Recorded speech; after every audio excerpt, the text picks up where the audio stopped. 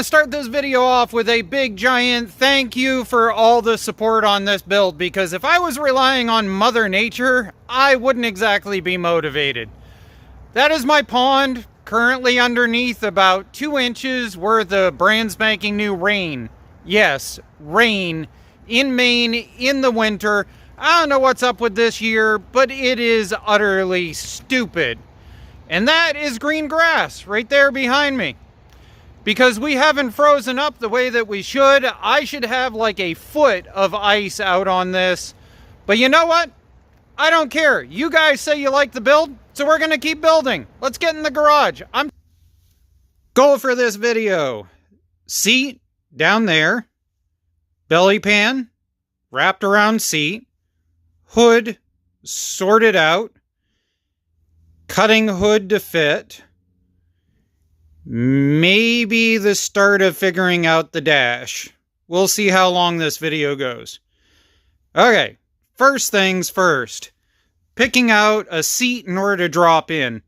Now, one thing that I learned after destroying several seats during drag racing was that there is a difference between the bottoms of the seats that you need to pay attention to. This John Deere is a reinforced seat. See that? It's got those nubs on the bottom. So, John Deere might have stolen the concept of this from MTD. Rather, they bought out the rights to make an MTD chassis, but they ran with their own actual reinforced seat. So we'd like not to tear apart the really expensive just because it says John Deere seat. This is a flat bottom Murray style seat. So at some point, Cub Cadet and a few other companies started making these Murray flat pan style seats. These are wider in the hips once you remove everything from the inside. And the other thing about these is that you can just screw them down onto a piece of 1x underneath or any number of a bunch of things in order to just mount them and be done with it. The other thing is they're a thick enough metal that what I do is I cut them to fit down into where I need, and then I weld a piece of reinforcement bar across this side. Now, I'm a 6'1" individual. I need about a solid 16 inches for my hips to go and fit, which is the other reason why we will be avoiding this style of seat. Because once you take all that padding out in order to get as low as possible, these seats are only about 13 inches. So if I need 16 to fit, 13's not going to do me any good. And the next thing everybody's going to say is, well, what about just sitting down inside of there? That's not going to work. That's only usually about 11.5 to 12 inches on most lawn tractor frames. So if you can fit inside of there, then you're either the size of my girlfriend or you're a child or something. There's no way a grown man fits in there unless they have some reason that they're that tiny. So, at this point, we're going to get this off of here, and get this off of here, and get this off of here. There, that quickly lowered things down quite a bit. So, obviously, this needs clean up, and all the plastic pieces out of there. But that, if we square it up, let's see here. Sorry for doing the whole walk around thing. So if we square this up, right now we're hitting with the shifter right here. But that really doesn't bother us because cutting out that edge for the shifter to fit is going to work perfectly fine.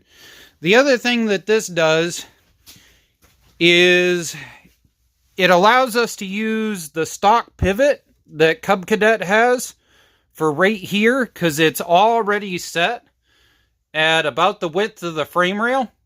So it shouldn't take very much to go and make a couple of tabs and put that in place. And we should be good to go right about there. I'll sit on it once just to go and show the proof of concept. Alright, let's see if I can fall over.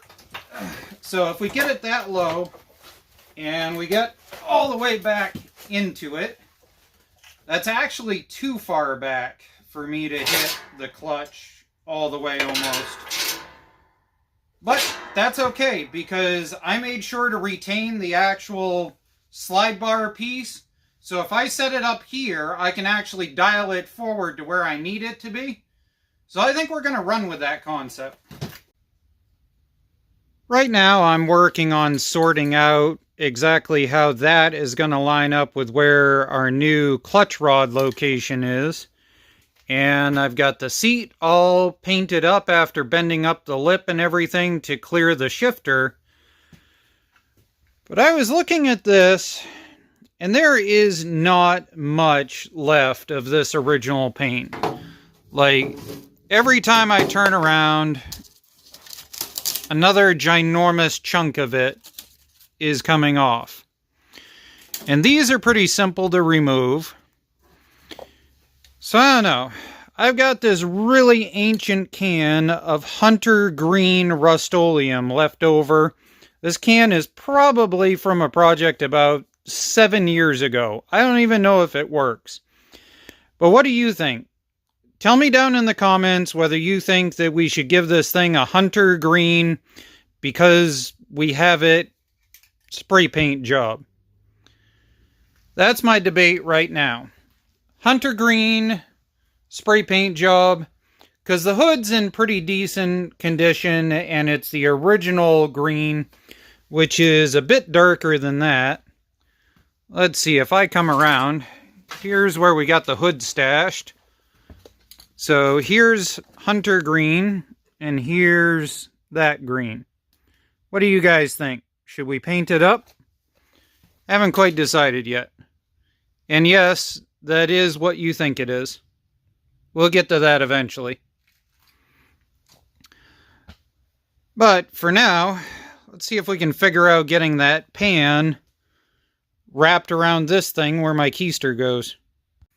So we're going to grab our CT312 here that was sent to us by Banggood in order to go and test it out and see if we can cut some stuff up. The idea at this point is we need to get this so that it is down and bolted to the frame on the cross member that I already made. So we've got this bolted in front, and we're just going to start cutting until it fits. Pretty straightforward. Most likely all of this is going to have to go, and we'll just go from there. One word of warning. It is an all or nothing plasma cutter. There is no finesse about this thing. That's why it is a lot of times you'll still see me using my Hobart. But it gets the job done.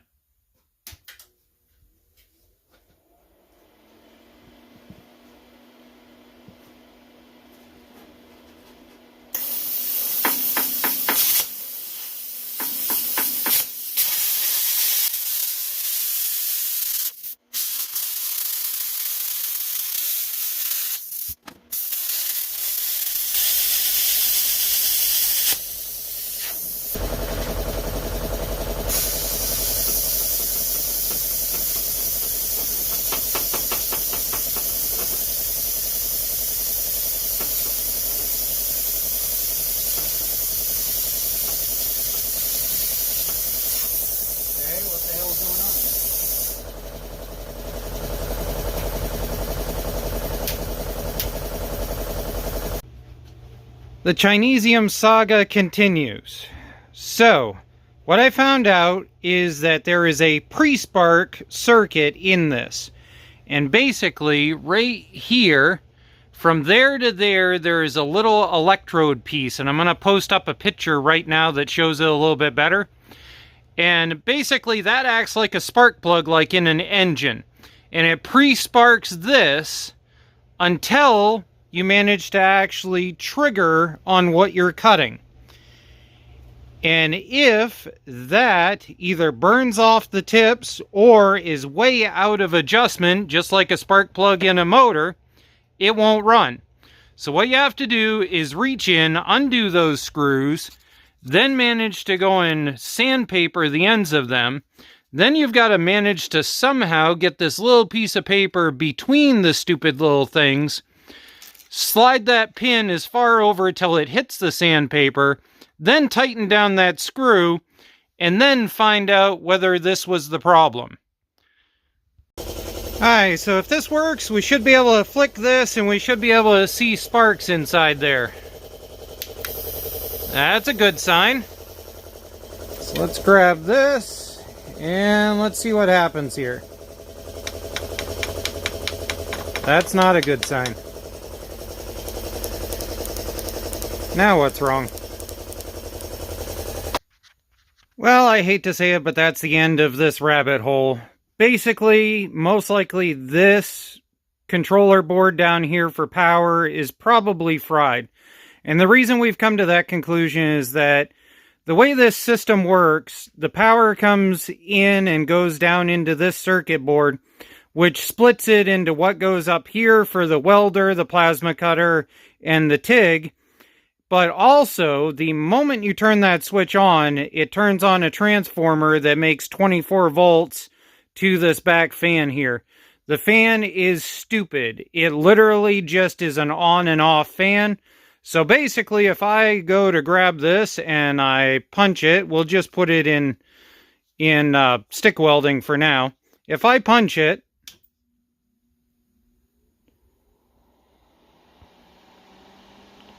there goes that fan. So that fan is stupid. It has no reason to shut off ever.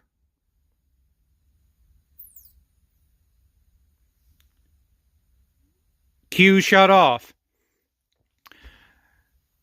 That shouldn't have shut off. It should always be on. It's a dumb fan. There's no thermal controls for it whatsoever. So near as I can tell, something in this lower board is fried. They do kind of make these available, but they're like 55 bucks. And I can buy a brand spanking new one of these for 260. Or later on, we could order up the Yes Welder version of the Cut 50, because I don't really care whether I have the stick option, and I have the Yes Welder in order to be able to try learning TIG. So, I don't know. That was my foray into this. It's dead. It is what it is. At least you guys learned how to go and adjust that in case yours ends up failing. But yeah, it's done for. Oh well, back to the project. There we go. That's working pretty good now. I had to shut the camera off and just focus, because when you're at this point, a lot of it is just tinker, tinker, tinker, tinker until you finally get it figured out. So part of the problem is the way this back was sitting, it just wasn't really comfortable for me. So what I had to do was figure out a piece to raise it up enough for the bottom of this to float on, so that I got the rail to where I wanted it, and was able to adjust it forward because I left that adjuster still in the system and got it dialed in pretty good at this point. So the next thing at this point is going to be throwing the steering in and figuring out exactly where I want that steering column to come down. But just for the giggles of it, let's throw the hood on and see where the hood naturally tries to sit. So right now, the only thing that's holding the hood on is the front dowels and the underside air intake, which we can definitely cut with a saber saw to make it drop down and sit on top of that motor. So right here, if I sit all the way back, I'm comfortable for the clutch. And this is our steering shaft. If we drop this down in, right there is where that goes. So the stock steering wheel height actually is not that, it's not that far off from comfortable. I mean, I'm a tall guy. If I was like 5'10" or something like that on the shorter side, I probably wouldn't fit, but this actually probably would be pretty comfortable. So I'm thinking from here, we cut out what's in front of me for area to bring probably straight back, I don't know, some sort of triangular piece here and meet it right at this so that there's nothing in the way of my legs and stuff, and maybe put the startup panel to one side and the gas tank to the other. Alright guys, one of the comments that I've been continuously getting that I wanted to go and prove a point with the assistance of my beautiful girlfriend Jessie here is that when you hit the point of building a rig of this nature, it has to be built for the person that's going to be driving it. There's no generic at this point. It's all about building for the person. So, Jessie is an adorable 5 foot. Yay. And I'm about 6'1". So if we sit her in here, go for it. You have your thermal vest on and everything. You'll survive. By the way, if your girlfriend constantly is freezing, these thermal vests are the most amazing gift you can get them. So, I'll post a link for somebody that needs a, get a honey favor type gift. I still need heated pants. Yes, you need heated pants. Well, your pants are pretty hot on you. Alright, so let me grab the camera real quick. Alright, so the difference in everything for there. Now see how comfortable the steering wheel is for you. Nope. No. You look like you're trying to drive an ape hanger. Alright, so there's 5 foot. Those are ugly motorcycles, by the way. Those are ugly motorcycles? Okay. So how about I trade with you on the camera? Okay,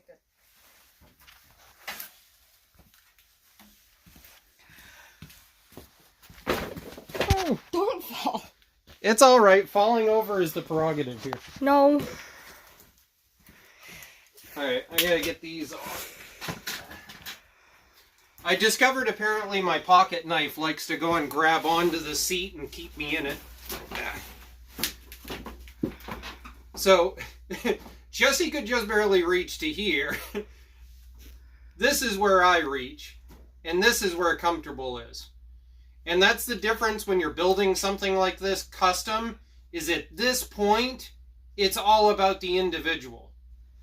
So, I wanted to have Jessie come around, and we'll point out a few things for finishing up this video, and we'll call it good on this. Oh, and his pants are fleece lined, so he can stay warm too. So at this point, we've got our choke here. We've got our clutch and our brake is nice and easy to get to. We've got our gas tank here. That's tiny. We've got gas pedal, which this one is a cheap Speedway pedal. And I'll post a link for these. These come and go on availability, so if you see one, immediately buy it.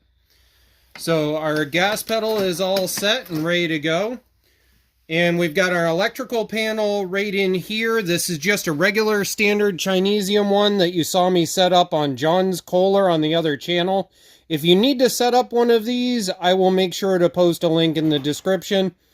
And I've already done the toggle flip, so that is run. That'll be start. This is auxiliary, and this will be pull to kill. One of the other things everybody asked me was, how well was I going to be able to get to the shifter? I drive in 4th gear. I rarely was in 5th. And warm-up run was in 3rd. So as far as shifting is concerned, everything's all nice and tight and comfortable. Should work fine. So there we go. Hopefully the next video on this will be it running and driving, and we'll go take it for a test drive and see how well the belt system is working. A lot of you asked about the engine. That's the exact same Kohler setup that I did on John's rig, so I can post a link for that if you need to do a rewire on yours. Thanks, everyone. Bye.